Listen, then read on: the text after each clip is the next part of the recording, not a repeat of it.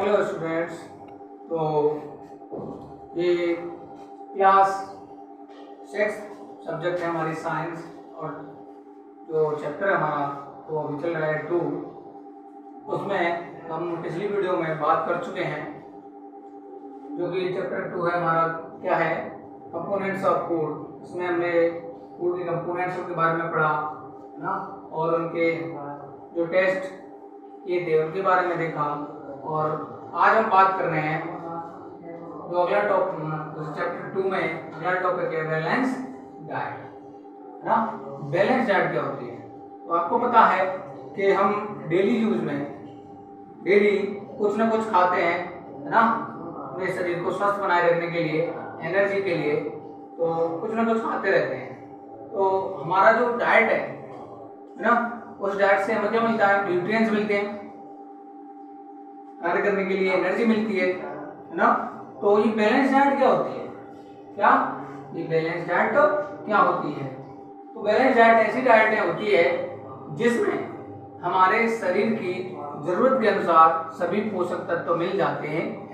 Balance diet के अंदर वो सभी पोषक तत्व आ जाते हैं जिसको हमारे शरीर की क्या होती है? आवश्यकता होती है। यानी कि हम कह सकते हैं a diet that provide all nutrients that our body needs, जैसे कि प्रोटीन है, कार्बोहाइड्रेट है, फैट है इत्यादि, ये सब की जरूरत हमें हमारे शरीर को होती है। वो एक डाइट में अगर पूर्ण रूप से मिल जाए तो उसको हम क्या देते हैं? Balance diet. क्लियर? अब बैलेंस डाइट में देखिए, तो जैसे ये आपका चैप्टर है बैलेंस डाइट, यहाँ से थोड़ा इसमें पढ़ते हैं।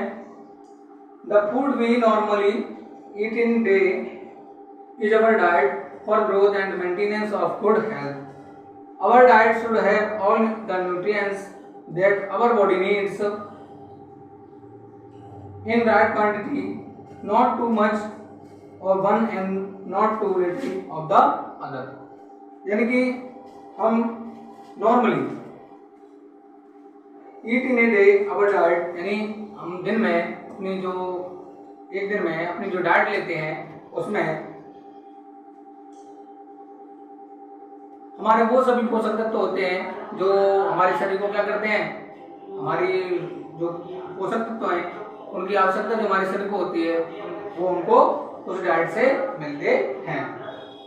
जो हम डाइट लेते हैं वो किसके लिए लेते हैं? हमारे शरीर की ग्रोथ के लिए और उसके मेंटेनेंस के लिए, यानी रखरखाव के लिए, यानी जो हमारा शरीर है वो स्वस्थ रहे उसके लिए।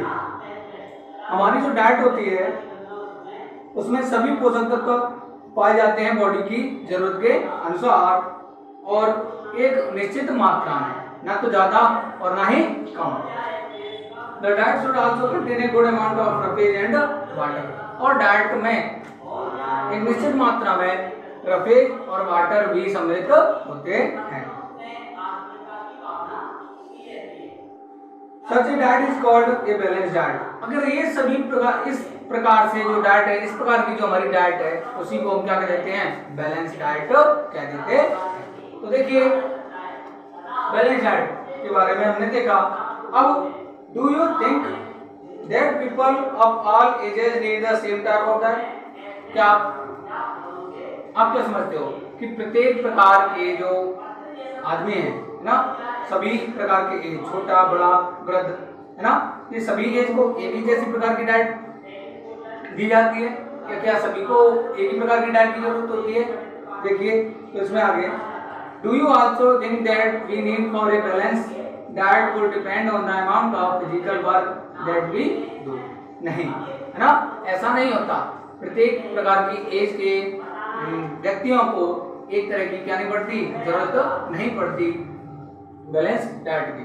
अब किसी को एनर्जी अधिक चाहिए, किसी को कम चाहिए, है ना, कोई हार्ड वर्क कर रहा है, कोई वर्क कम कर रहा है, तो उसके हिसाब से, है ना, एनर्जी की कितनी जरूरत है उसके हिसाब से उसको डाइट दी जाती है या फिर लेनी चाहिए।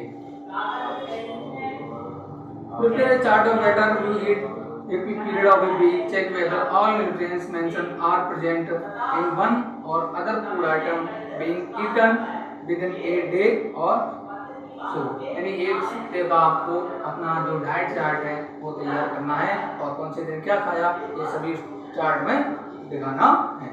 जैसे pulses, groundnut, soybean product, sprouted seeds जैसे moong and Bengal gram, fermented food, South Indian food, such idli as combination of flours, maize, roti, thepla made from cereals and pulses, banana, spinach, sattu, jaggery, available vegetables and other such food provide many nutrients। यानी ये सभी जो food item है वो अलग अलग प्रकार के न्यूट्रिएंट्स उपलब्ध करवाते हैं हमारे शरीर को।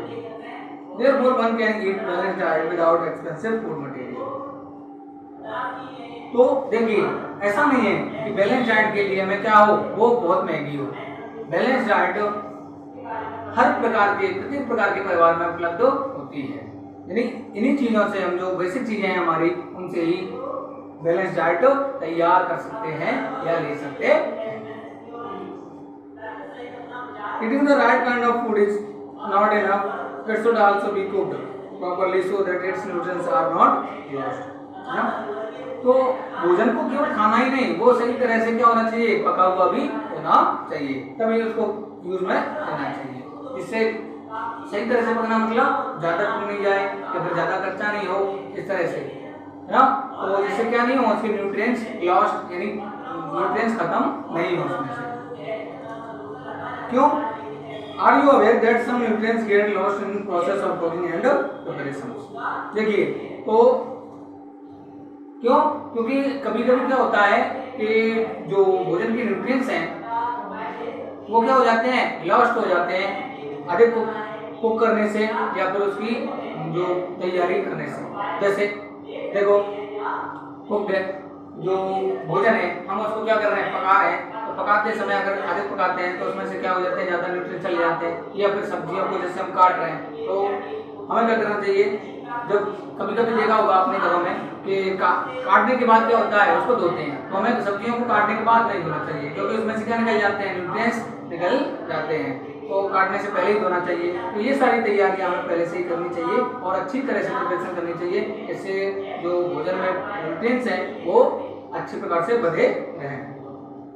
If the vegetables and fruits are washed after cutting or peeling them, the may result in the loss of some vitamins.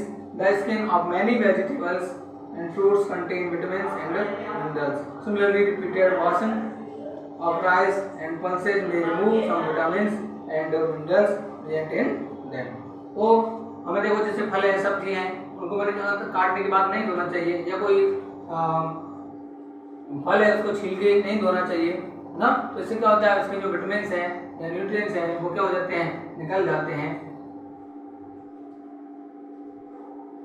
और कुछ फलों की जो स्किन्स होती है इसको जैसे छील देते हैं, तो कुछ फलों को हमें क्या छील के भी नहीं खाना, फलों को छील के भी नहीं खाना चाहिए क्योंकि उनकी जो स्किन में भी क्या होती है, विटामिन्स होती है। We all know that the cooking improves the taste of food and makes it easier to digest, है ना। तो हम सभी जानते हैं कि जो फूड को पकाकर खाना उससे क्या हो जाता है कि फूड का जो स्वाद है वो और भी बढ़ जाता है और वो डाइजेस्ट होने में भी आसान हो जाता है पका हुआ भोजन। At the same time cooking also many useful protein and considered amount of minerals are lost in excess water is used during cooking and is then thrown away, है ना। पकाते समय क्या करते हैं, कभी कभी पानी ज्यादा डाल देते हैं, है ना, भोजन में, तो वो वाटर वाष्प के रूप में जो होता है, वाष्पित होता है, तो वो अपने साथ क्या कर लेता है, न्यूट्रिएंट्स को भी वाष्पित कर देता है, तो उसमें न्यूट्रिएंट्स नहीं बच पाते। इसी प्रॉपर तरीके से भोजन को हमें क्या करना चाहिए, पकाना चाहिए। Vitamin C gets easily destroyed by heating during cooking, है ना। जो विटामिन सी है वो क्या हो जाती है, हीट थोड़ी सी हीट पाकर क्या हो जाती है, लॉस्ट हो जाती है, यानी कि डिस्ट्रॉय हो जाती है, खत्म हो जाती है कुकिंग के दौरान। Would it not be sensible to include some fruits and raw vegetables in our diet? Who through the fat would be the best food to eat all the time? एक कटोरी a bowl of fat will give much more energy than in कटोरी carbohydrate rich food, isn't it? So we add nothing but food rich in fats. यानी हमें fat क्या है?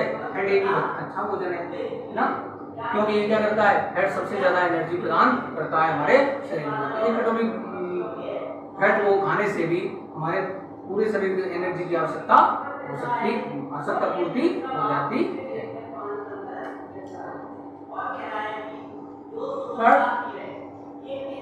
तो इस प्रकार से हमने ये भोजन के बारे में इसमें देखा कि बैलेंस डाइट और इसमें क्या नहीं करना चाहिए, क्या करना चाहिए।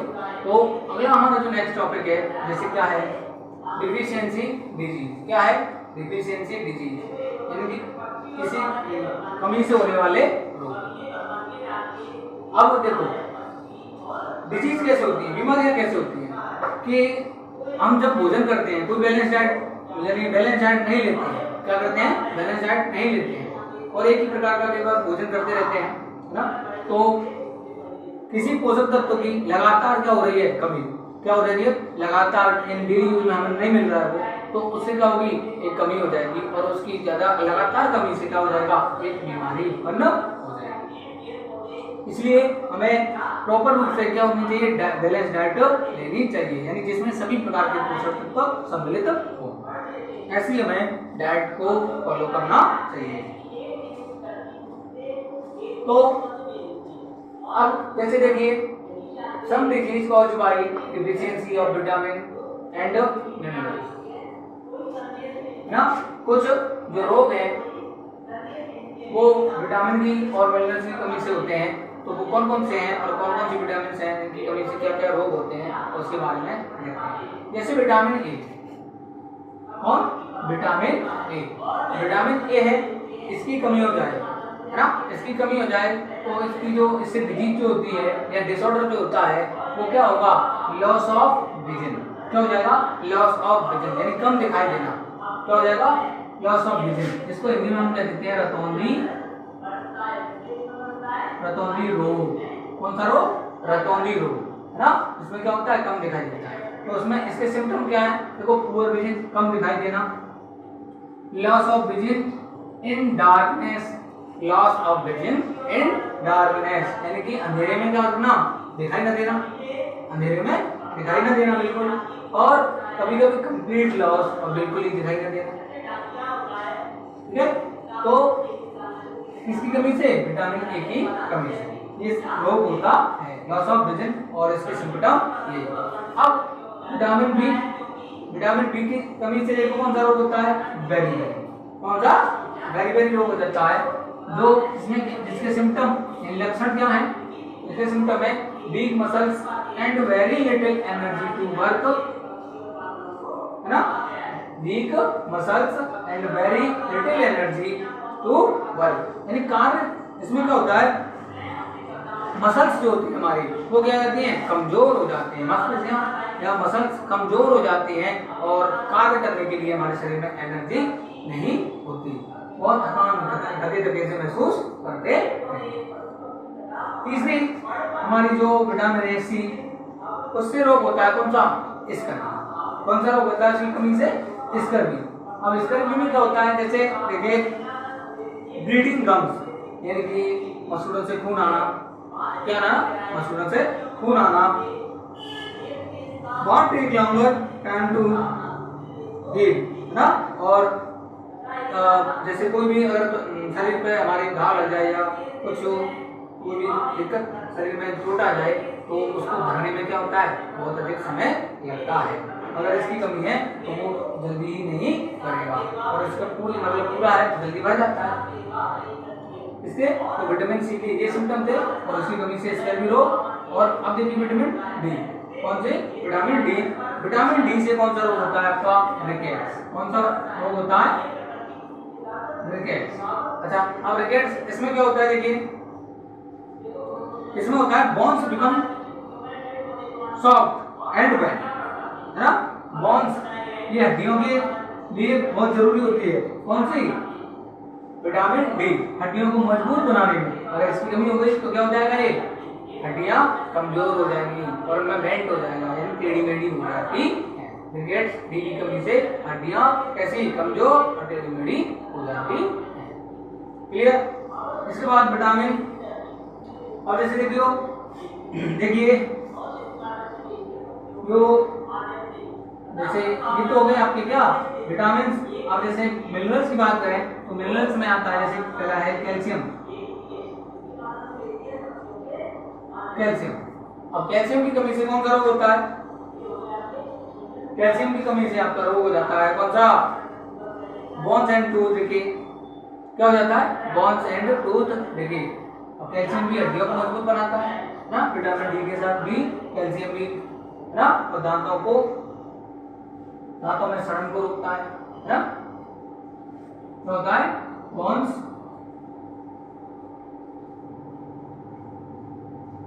And tooth decay.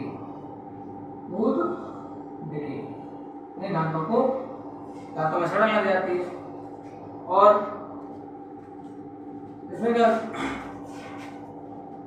फिर तीसरा है आपका आयोडीन। कौन सा? आयोडीन। इसकी कमी से गठरी रोग हो जाता है ना। तो इस प्रकार से ये हमने इसके बारे में आप डिजीज पढ़ी और ये आपको ये देखा। तो इस तरह से आपका ये चैप्टर 2 है वो कंप्लीट होता है। और इससे आगे नेक्स्ट अगली वीडियो बात करेंगे हम चैप्टर 3 की। तब तक आप पढ़ते रहिए और कुछ चीज समझ में नहीं आती तो आप बात करके बता सकते हैं मैसेज।